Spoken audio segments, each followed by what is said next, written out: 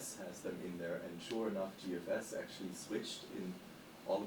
GFS was all cloudy in the northern part of the buoy array, and then cloudy again in the Baffin Bay. There's a lot of uncertainty in the clouds over there, but the last few days have been pretty clear. Yeah. Better condition for. It's showing there's very little shear. Yeah, yeah. And there's very little dispersion as well. Yeah.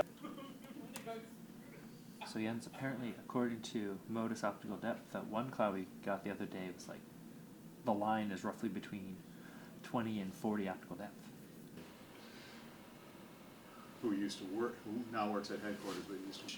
Over under hour 15. I'm gonna take the over. Hour 15 of this thing? Oh, I'll take the over too. I know. I don't want it to be. I really want it to be 30 minutes.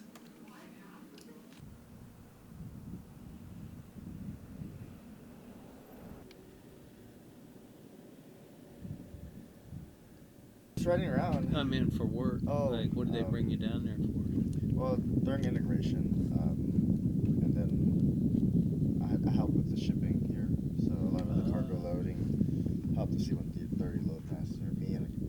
It depends on where the I don't have any idea what the route looks like. Oh, no. Yeah. So the way it's been drawn, Yeah. I know what the bases look like. Yeah. And that's it. Yeah, because So I will be we able want to it to choose be based on whether. So we're gonna climb out. I think in the flight plan we might have you going higher than you probably can feasibly go. So we go out How you wanted to get as high as I mean, we'll get up there, but I don't know if we'll get up there in that first leg. Yeah, so just as high as you can get that makes sense on the climb out of here and then spiral down. It doesn't have to be the whole way to, I think, 14,000, which is in there. Below that's fine. Oh, I Just as high as you can get, spiral down. 14. The white areas here are the sea ice extent in each September since 1979. That red line that you see is the aerial extent, so the average over all of that. And what we see here, and this is in September, and the reason why we look at September is because that's the time of year where we have the minimum sea ice. And what you can see here is this red line is going down, right? That slope is roughly about 13% per decade, or about 4 million square kilometers.